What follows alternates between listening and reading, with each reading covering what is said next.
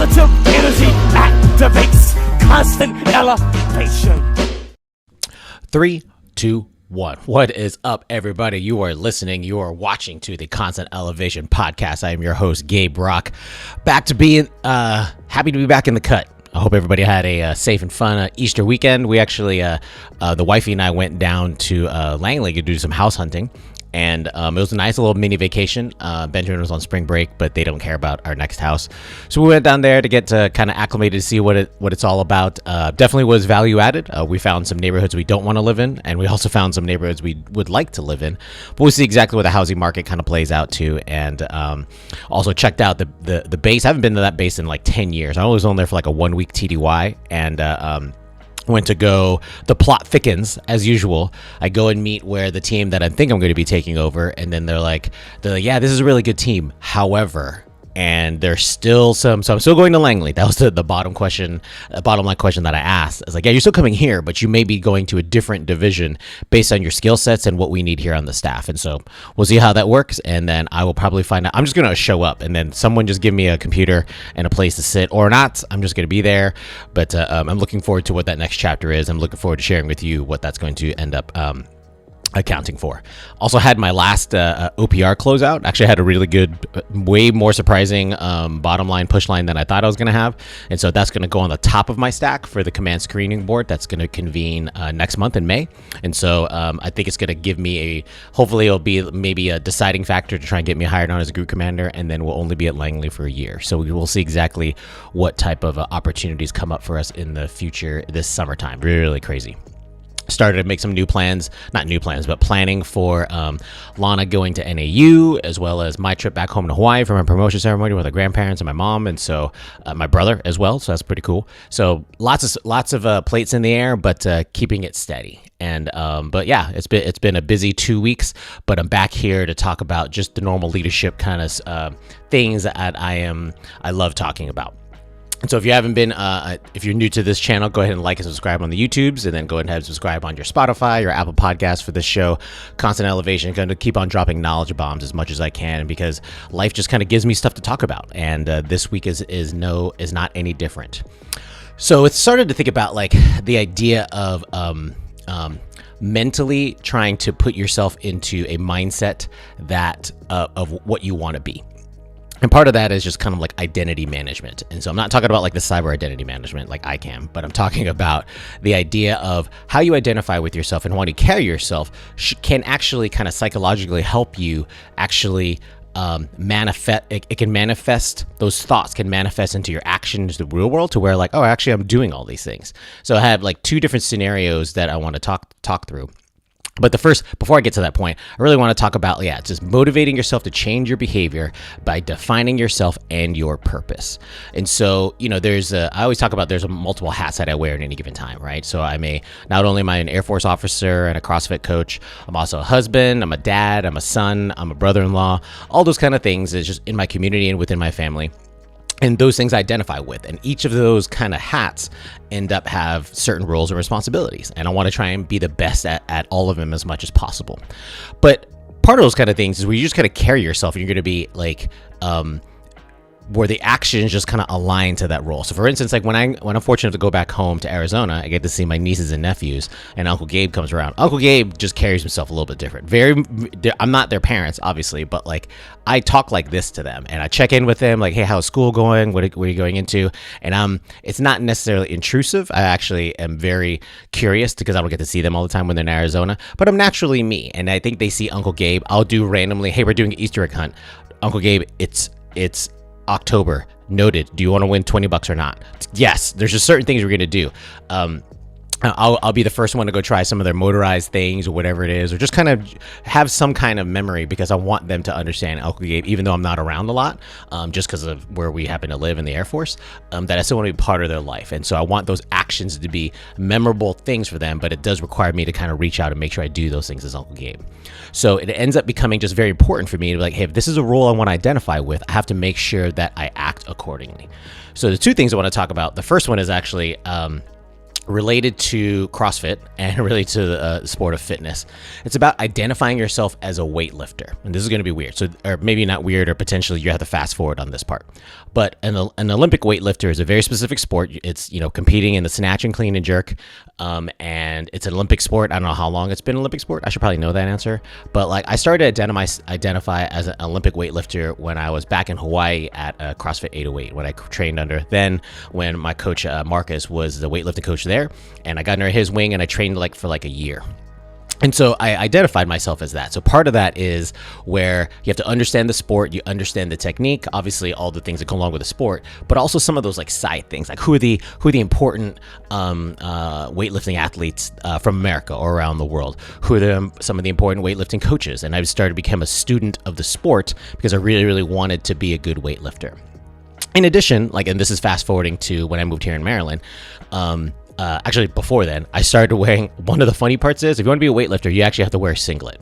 Some people get really weird about it. I was really weird about it because it was kind of uncomfortable wearing not that much pieces of clothing, just one single piece of clothing. But now it's no, that's a thing. This is what weightlifters do. You just kind of own it, and you're like, nah, man, there's hundreds and thousands of people that do this. So I'm no different from them. I want to be a weightlifter. This is part of the price. And so I started, I bought my own singlet, then I started wearing it during training and all that kind of jazz. Randomly just say, hey, we're going to do a singlet Friday. Why? So why not? Why don't you? I don't have a singlet. Why don't you have a singlet? If you're going to call yourself a weightlifter, you should have a singlet with you at the moment's notice, just in case the shit is about to go down.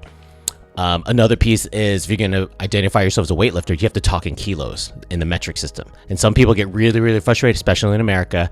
What's on the bar? 80 kilos. What is that? I'm like, I didn't make it up. It's not a made up number. You do the math. I know what the number is because that's what the international world speaks in, the metrics system. So I'm going to speak in kilos. And I'm not kidding. I'll tell you the number. What is that? I don't know. Whatever. You can figure it out. Multiply times 2.2. And so those kind of things, as far as my actions, I competed in my first weightlifting event in 2021. And so it's just, and I probably want to do it again, assuming I don't have any injuries. So those are kind of things. If you're going to identify as a weightlifter, your actions have to follow through. You could slowly build all those behaviors, but those things are important to be if you're going to say you're a weightlifter and you want to keep that in your mind and your mindset, then start acting like it. Do all the things that all weightlifters do. And it's not fake it till you make it. It's no, you're just part of the culture. It's part of the identity of being a weightlifter. And so I'm very, very proud to be part of that community. And I love the idea that I can say that and I understand the language. It's a community. So you have a certain language, a certain dress code, maybe certain foods. We all know that you should have a 5-pound bag of Sour Patch Kids because that'll help you get through all the high volume tempo squats you got to do. There's just stuff that the weightlifting community has is very, very unique. And so if you want to be part of that community, you have to make sure you are falling in line with the actions and just adopt them into your own kind of behavior, because that's what weightlifters do. So in parallel, if you want to be a leader, you kind of have to act like a leader. And that is possibly one of the more nuanced conversations. What does that mean? What does it mean to act like a leader? I was talking to, we're fortunate to have 2 really good guard IMAs join the team for the last couple weeks. And I was just talking to them about how, hey, so there's a lot of times if you're going to be put into a squadron commander position, any kind of command position, the moment you start to act kind of a little bit different, that's probably a sign that something is weird. Why do you think you're acting different? Yeah, you might have a C prefix in front of your job, but those are going to be limited to very specific actions that you have to do. The rest of it should just be you as a natural leader. There shouldn't be anything different from you of your person of communicating with people, caring for people, making bold decisions. All those things leaders should be doing anyway. So if you find yourself having to force yourself to be like that, I would argue that something is off. You shouldn't. It's going to come off unnatural. People are going to recognize it. And so you really want to make sure that if you want to be a leader, you need to be true and authentic to yourself versus trying to emulate or whatever it is, some other person, because it's going to come off disingenuine and people can see right through that. I know I can. And so I'm very sure others can as well. Other key pieces, you just have compassion for the team that you're leading, right? Leaders are in charge of people and in charge of a mission. So therefore, you should be present across all of those kind of elements, right? The people should see you. You can't be a leader from behind your desk. You have to make sure that you're present within your unit. You have to understand that yes, the mission is important, but the people are probably more important. And there's going to be a thing of understanding the nuances of them, spending time to make sure, like, how are you as a person? Like, maybe you're a brand new parent, maybe you newly assigned to Alaska, you've never been outside of your home state of wherever it happened to be, and this is your first experience as an airman. Those kind of things are signs of a leader, because you understand there's multiple elements to a person, that because they're going to be part of your mission set, so you want them to be as not comfortable, that's the wrong word, but as inclusive to the organization, that they find that they can also be themselves, but then there's a community, a team sport that they're going to be a part of, and they're very, very important to make sure that team succeeds. And then finally, I think there's the idea of just having the making sure that you make bold decisions. I mentioned that earlier. It's like that's the one job that leaders have, is to make decisions. If you're not making decisions, arguably you're wasting everybody's time. Like, what are you doing with your with the opportunity that's given to you? Because you have the chance to, shape, for good or bad, the organization and the mission and the defense of the Air Force, the defense of the nation. So, like, you have to take that responsibility seriously. Don't take yourself seriously, but take that responsibility seriously, because that's what people need you to do. If you end up getting kind of wishy-washy, or you defer it to somebody else, or you kind of sit on certain decisions because you're just not really sure if it's going to be the right one, move. There's somebody else who's good, who wants to make that decision, and I'm going to try and empower those people to kind of make the decisions at the lowest level, because that's what it needs to happen, right? If we recognize something, we're not just going to something needs a change or positive, or we need to eliminate a poor behavior. I don't want to work with people who admire problems. I want work with people that want to fix problems. That's just inherently the nature in me. And so I truly believe that I don't singularly have all of the answers to every single problem, but I bet you there is someone out there who is deeply passionate about this problem and can help break that chain and move the ball forward. So definitely want to make sure, if you're going to act, if you want to be like a leader, you want to have the mindset of a leader, you better act like it. Get out there, be part of the team.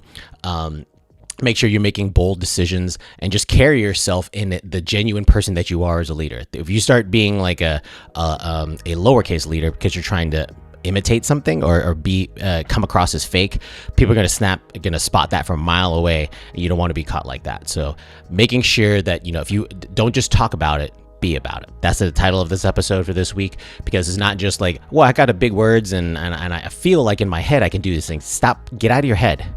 One of my favorite quotes is from Bruce Lee. This is actually the catalyst for this week's episode. It was from Bruce Lee, Enter the Dragon, and it's when he's training his little student at the beginning of the movie, and then he's like, and he said, look, it's like a finger pointing to the moon, and the student's staring at the finger, and he smacks him on his head.